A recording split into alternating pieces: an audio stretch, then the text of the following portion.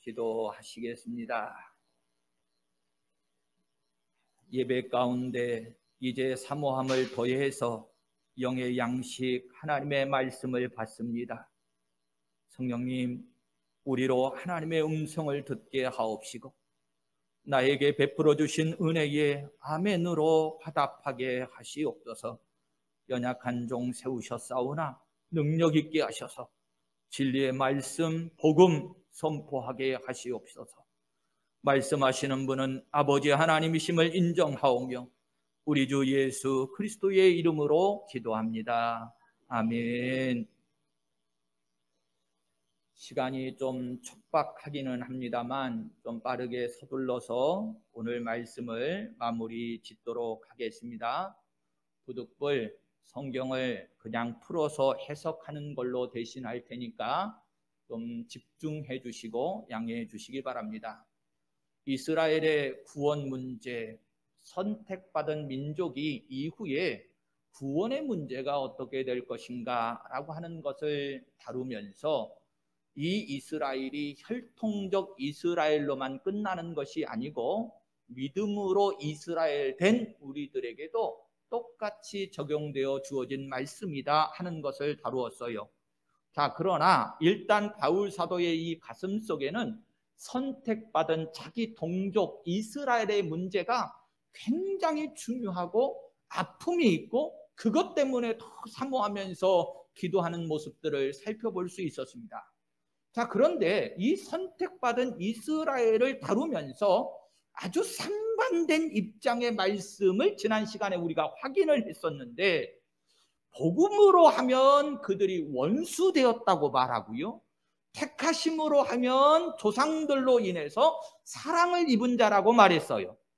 굉장히 대비되는 거죠. 원수된 자라고 하는 것과 사랑을 입은 자라고 하는 것이 얼마나 극과 극입니까? 완전히 다르잖아요. 이 상반된 것을 다루고 있는데 결론은 이거였습니다. 29절에서 하나님의 은사와 부르심에는 후회하심이 없다. 절대로 하나님이 선택하시고 예정하시고 섭리하시고 진행해온 역사에 하나님은 이후에도 후회하심이 없다라고 하는 것이 핵심적인 요소였습니다. 후회하심이라고 하는 것은 부정적인 요소잖아요. 그렇지요? 자, 왜 후회하심이라고 하는 부분이 우리에게 소중하냐면 확인이 필요한데 앞에서 예를 들어 드렸습니다. 출애굽의 과정 속에 있었던 금송아지 사건, 우상숭배, 하나님이 얼마나 싫어하시는지 음행죄라고 지적하고 있는 이 우상숭배 사건이 있었음에도 불구하고 하나님은 이스라엘을 버리지 않았습니다. 또 그들의 이 지도자들을 세워서 하나님 앞에 반기를 들고 하나님의 뜻은 하나님의 백성을 가나안 땅으로 인도해 가는 것인데 다시 애굽으로 돌아가자 했을 때에도 하나님은 그들을 용서하시고 그들에게 은혜를 베푸셨던 것을 우리는 확인할 수 있었어요. 이유가 뭐 때문이었느냐라고 제가 말씀을 나눌 때에 확인을 시켜드렸느냐면 아예 처음에 이스라엘의 시작은 아브라함으로부터 시작되어지지요. 그런데 하나님께서 이 아브라함을 부르셨을 때에 언약하신 바가 있었어요. 그 언약의 내용이 내 씨로 말미암아 천하 만민이 복을 받으리라 라고 하는 언약이었거든요. 사람은 그 약속을 지키지 않았습니다. 그런데 하나님은 변하지 아니하시고 그 약속을 지켜가고 계신 것이었습니다. 자, 그런데 그러면 하나님의 언약이 혈통적이 되었던지 아니면 믿음으로가 되었던지 이스라엘이라고 하는 모든 사람들에게 적용되어지는 것이냐? 성경은 그렇지는 않다고 말해요. 오직 하나님의 뜻 안에서 남은 자만 구원을 받으리니 이렇게 말씀하고 있습니다. 즉 구원의 문제에 있어서만큼은 하나님의 선택적 은혜를 베푸시기도 하고 선택적 심판을 하시기도 하신다는 거예요. 자, 이런 맥락 속에서 오늘 이제 32절 말씀을 좀 다루시면서 마무리를 질 건데 32절 마지막 부분에 이렇게 되어 있습니다. 하나님이 모든 사람을 순종하지 아니하는 가운데 가두어 두심은 모든 사람에게 긍휼을 베풀려 하심이로다 라고 하는 거예요. 저는요, 오늘 말씀이 와서 닿는 부분은 다른 거 아닙니다. 하나님의 긍휼에 초점이 있어요. 앞에서 많은 아픔과 어려움, 가두어 두심의 역사, 섭리, 이런 모든 것들은 결론적으로 하나님이 무엇 때문에 그렇게 하신 것이냐? 긍휼을 베푸시기 위해서 그렇게 하셨다, 이렇게 말씀해요. 결론은 이런 겁니다. 하나님의 긍휼은 사랑이시잖아요. 하나님이 최종적으로 마지막 마무리는 무엇로 하고 계시느냐? 사랑으로 마치고 계시다는 것입니다. 32절을 좀 중심으로 본다고 그랬어요. 오늘은 32절을 보니까 크게 두 부분으로 구분을 지을 수 있네요. 먼저는 하나님이 모든 사람을 순종하지 아니하는 가운데 가두어 두셨다라고 하는 이 부분이에요. 조금 뜻을 살펴봐야 되겠잖아요. 어떤 뜻일까? 순종하지 아니한 가운데 가두어 두셨다. 자, 이것을 좀 우리가 제대로 알기 위해서는 갈라디아서 3장 22절 말씀을 좀 가보면 좋은데, 그러나 성경이 모든 것을 죄 아래에 가두었으니 이는 예수 그리스도를 믿음으로 말미암는 약속을 믿는 자에게 주려 함이라, 이렇게 말씀합니다. 특별히 이제 눈에 들어오는 이 구절이 죄 아래 가두었다라고 하는 이 부분이거든요. 죄 아래라고 하는 이 부분은 성경의 문맥적으로 보면 율법 가운데 두셨다, 이런 뜻이에요. 여러분, 우리가 죄인 되었던 것도요, 깨달아 알아야 내가 죄인 되는 거잖아요. 죄는 저질렀는데도 불구하고 모르는 경우도 부지기수로 많습니다. 모르면 내가 죄를 지었는지 아니면 죄인 되었는지도 모르거든요. 그런데 우리가 죄를 깨달아야만이 하나님의 긍휼, 은혜를 사모하게 돼 있고, 죄인 되었다라고 하는 것을 알았을 때만이 예수 그리스도의 십자가 앞에 나아갈 수 있잖아요. 즉 하나님께서 왜 죄 아래, 율법 아래 가두어 두시는 이 상태를 두셨느냐?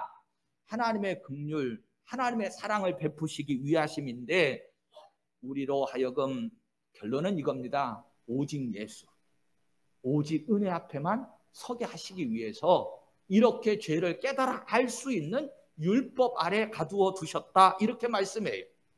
자, 그 대표적인 인물로 바울 사도를 예로 들 수 있겠습니다. 오늘 성경을 기록하신 분인데, 이분이 본인 스스로가 하나님 앞에 깨닫는 은혜 가운데 언제 때부터 자기 자신이 하나님 앞에 선택받음을 알았느냐면 모태로부터다 그래요. 그러니까 한마디로 태어나기 전부터 자기 자신이 하나님으로부터 선택받은 것을 깨달아요. 이제 갈라디아서 1장 15절 말씀에 그 부분이 나와 있는데, 그런데 일찍이 태어나기도 전에 선택받았음에도 불구하고 그가 바리새인으로 있을 동안에는 순종하지 아니하는 가운데 있었다는 거지요.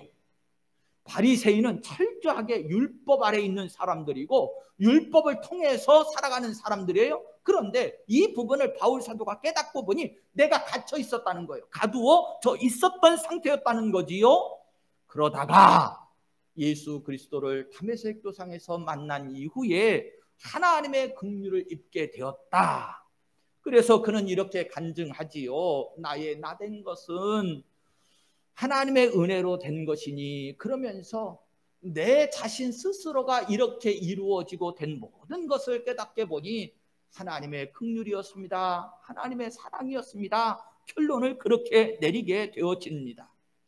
자, 그러면서 이후에는 복음 앞에 충성된 자로 살아갑니다. 자, 그러면 오늘 우리들도 좀 깨닫는 바가 이겁니다. 우리는 어떤 상태였을까? 우리도 죄 아래에 있었던 사람들 아닙니까? 그런데 긍휼을 입어서 하나님의 사랑으로 인해서 지금 이 자리에 있게 되었어요. 그래서 32절 두 번째 부분, 이 2절 뒷부분을 보면 모든 사람에게 긍휼을 베풀려 하심이로다, 이렇게 말씀합니다.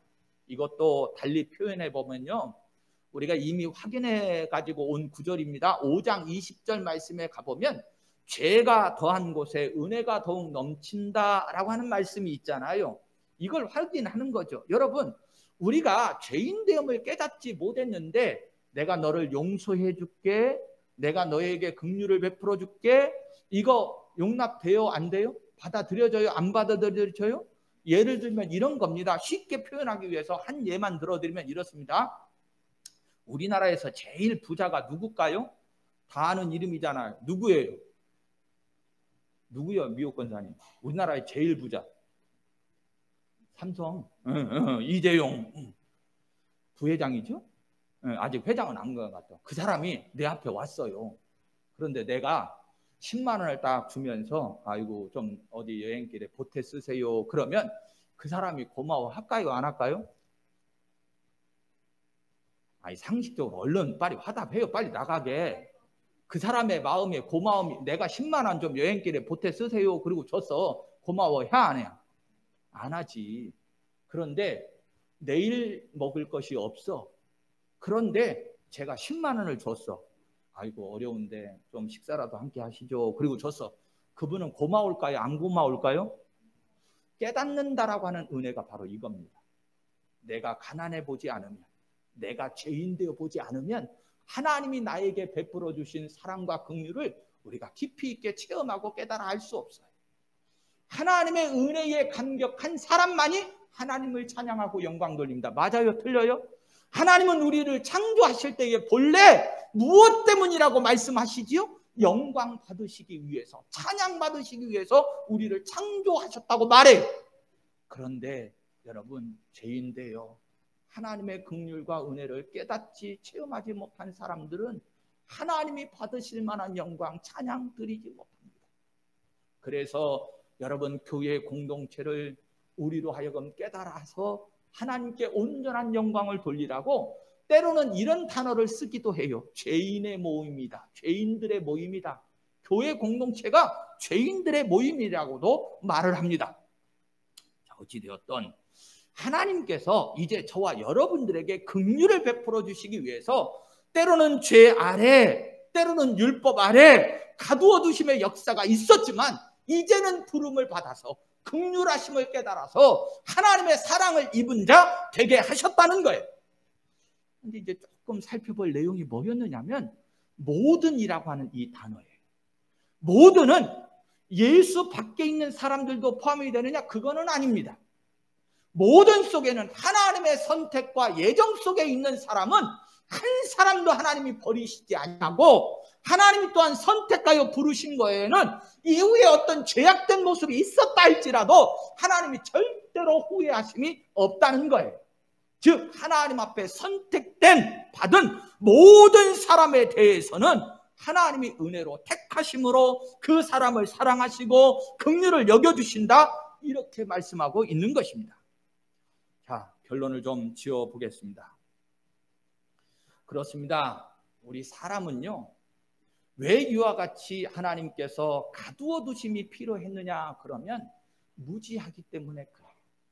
온전히 깨달아 알지 못해서 알 수 있는 은혜, 깨달아 알 수 있는 은혜를 베풀어 주시기 위해서 가두어 두심이 필요했던 것입니다. 저나 여러분들이요 그래서 제일 중요한 게 뭐냐면 정말 죄라고 하는 것, 이 가두어 두심에 이런 경험이 체험되어졌을 때 참 하나님의 긍휼도 사랑도 그만큼 깊이 있게 깨달아 알게 되어지는 거예요. 이것을 깨달았던 바울 사도가 깊도다 하나님의 지혜와 지식의 풍성함이요 그의 판단은 헤아리지 못할 것이며 그의 길은 찾지 못할 것이로다 그러면서 찬송하고 감증하는 거예요. 너무나도 귀한 찬송이고 믿음의 고백이기에 다시 한번 읽어드릴게요.